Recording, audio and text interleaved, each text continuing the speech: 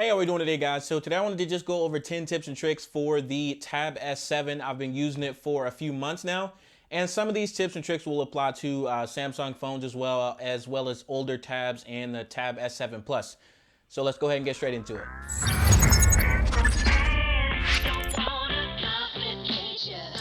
Alrighty, guys, so tip number one is removing gesture hints. Now this goes for other tablets and also Samsung phones. If you switch from the buttons to the navigation gestures, it does leave that little bar at the bottom. It's like a small little transparent kind of bar at the bottom that just kind of shows you where you need to swipe to go home, and it does a little bit of moving so you know you're hitting it at the right spot. Now, I personally don't like this, and some applications that you use don't remove it when you go full screen. So if you go into settings and you scroll down the navigation gestures, you scroll all the way to the bottom, it'll say remove gesture hints, and that'll take that bar away so it's never there whenever you're using the tablet. I just felt like this one was a little bit underrated and named incorrectly. I don't like the way they named it. I feel like they should change the name. I don't know what to, but removing gesture hints was not, like, I had no idea what it was when I originally was looking for this on an older phone. All right, so the next thing, this is actually a piece of hardware. So the Tab S7 and S7 Plus and even the ones before came with the S Pen. Now, that's really nice and all, but I just felt like the S Pen had a few things that just annoyed me. It was a little bit uncomfortable to me. And another thing is where the button is placed, I always end up just pressing that button all the time. Like, every time I'm trying to write or draw or anything on this tablet, I always end up pressing that button. It's true of this one. It's true of the previous S Pen that came with the Tab S6 Lite. It's just a little bit uncomfortable. And I was searching for a while to find like a replacement pen that wasn't an S Pen. And even those are hard to find, and they cost $70. I ended up finding another pen. This is the Noris Digital Pen. Now, a few things about this pen that I like more than the S Pen that it comes with is, one, this one has an eraser. It looks and feels more like a pencil. This one has a more of a triangular shape. It's bigger. It comes in two versions, the Noris Digital Jumbo, which is the version I have, and then the other version is like a slimmer, taller, more pencil-like version that's actually made of real wood. This one's made of like a plasticky material. Besides the comfort things that it does, the main thing that I really like is this one has an eraser. You can actually flip the pen upside down, and I know for a fact in Autodesk, which is a sketching app, and Samsung Notes, it works flawlessly. I've heard that there are a few apps that it doesn't work with, but because these are the only two apps that I really use the pen with, besides just regular navigation through the tablet, it works very well, and it's one of the things I really like about it. Now, you don't get the air gestures, which I didn't even use with the regular S Pen or the pen on my Note. I don't really use the air gestures. I feel like it's kind of a gimmick. I mean, I feel like you could probably use it for like taking pictures when your phone's on a tripod, but I have a camera, so I really don't do that too often. But I will have that pen link down below if you want to check that out. Alrighty, so the next tip for me is to disable the pen navigation. So if you're like me, I use the pen a ton when navigating through this thing, when writing, especially when you're writing and drawing. If you have the navigation gestures enabled, when you hit that edge of the screen or the bottom of the screen, you can exit, go back, or go home. If you disable pen navigation, then you cannot use the pen to activate those navigation gestures. So when you're hitting those edges, you won't accidentally exit out of your screen. And to activate this, all you have to do is go to settings, same thing, navigation and gestures, and then it'll say disable pen navigation. And it's as simple as that. This is a big help, especially if you do a lot of note taking like I use my Tab S7 for. Alrighty, so number 4, this one is also a product and not actually a tip, but just hear me out. If you pick up a 25-watt charger, it will save you so much time charging this thing. Now, when I plugged it in versus the 15-watt charger, literally an hour difference. Went from 2 hours and 30 minutes to fully charge to like an hour and 10 minutes to fully charge, and that will save you a lot of time. If you already have a C-to-C cable, a Type-C to Type-C cable, you can just buy the box for $15. Or if you go on Amazon, you can buy the bundle for $15 where you get the charger. They even have bundles where you can get 2 or 3 of these. I got 2 of them because I use also a 25-watt charger for my phone. And I'll have those linked below if you want to check them out. But this will save you so much charging time, and it'll get you back using your tablet as soon as possible. Alrighty, guys, so the next one, tip number 5, this one kind of irritated me a bit. If you use a Samsung phone and you also have a Samsung tablet, there is an option within the tablet that says enable calling and texting on other devices. Now, after months of trying to get this to work on the Tab S6 Lite, I tried on a I was using the Tab S6 Lite and the Tab S7, and I was also using several different phones. I tried the Note 10 Plus, the S20 FE, the S21 Ultra, and as it turns out, which like I had to do a deep like Reddit dive to actually find this. Apparently, that feature does not work with Verizon or AT&T phones. There's not even an option for that in my phone. I was watching a video on how to activate it, and apparently there's supposed to be a call and text feature button in your drop down on your phone too. Could not find it. That's because it does not exist. But what I found out is that you can use Samsung Flow to receive all of your notifications and text messages and text back. And you can also use it to send files back and forth really quickly, and it's all done over Wi-Fi. This is extremely handy, especially if you're like me and you put your phone down on the charger and you want to have the tablet and using the tablet. You can respond to your messages, send different things between the phones, and see all of your notifications and reply to them from there.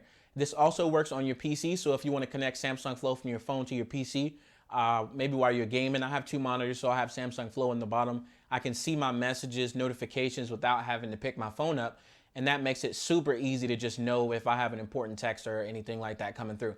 But I'm a little upset that the feature that is set to work with these devices does not work depending on your carrier, which is insane to me. But there's a little tip for Samsung Flow if you want to check it out. All right, so tip number 6, I would say pick up a wireless keyboard ASAP. Now, I'm not saying go pick up the Samsung Type Cover. That thing is like $160, and I just don't think it's worth it personally, because I don't know, I just didn't want to spend that much money. I don't think it'd be a bad product. I have the regular Samsung cover and it works perfectly fine.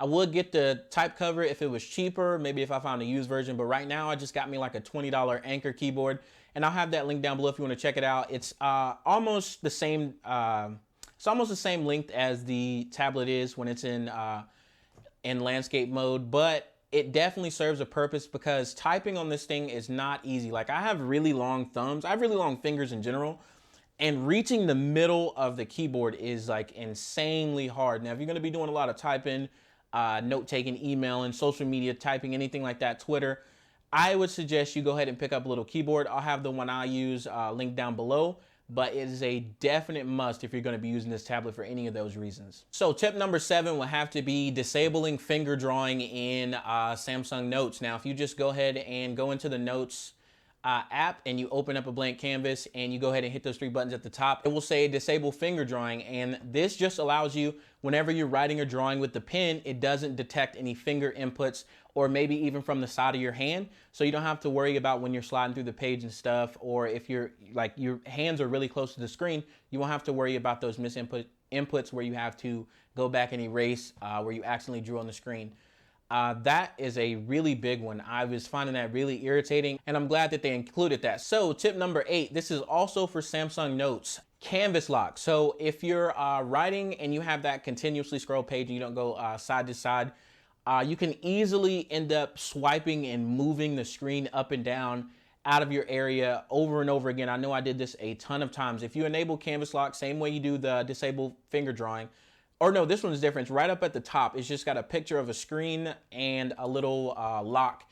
And you go ahead and press that. And what that does is it locks the screen from moving unless you use 2 fingers. So as you're writing, you won't accidentally slide or use the side of your hand to accidentally slide the page up or down.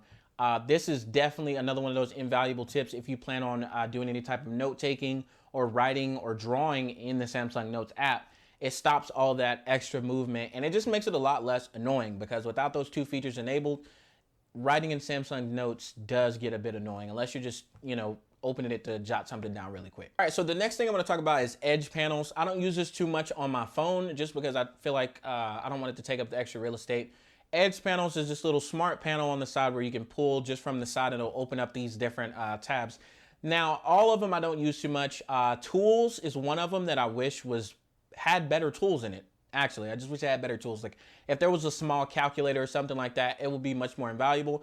But in this case, it's not one of the 2 that I use. So the first one is Smart Select. So the Smart Select panel actually gives you different selection tools that you can use to take screenshots, clip out little parts of the screen, or even make GIFs.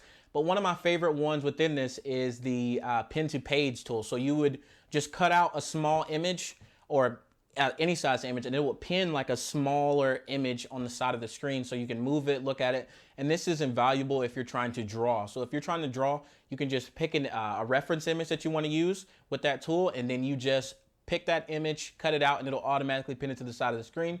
Open up your favorite drawing app. Mine in this case is Autodesk, and you can always have that reference image there without cutting off a part of your screen or using another device as a reference. You can just have it right there so you can always look at it. And the next tool that I like to use within these panels is the clipboard. So I actually do use this feature on my phone, so I may have lied a little bit earlier.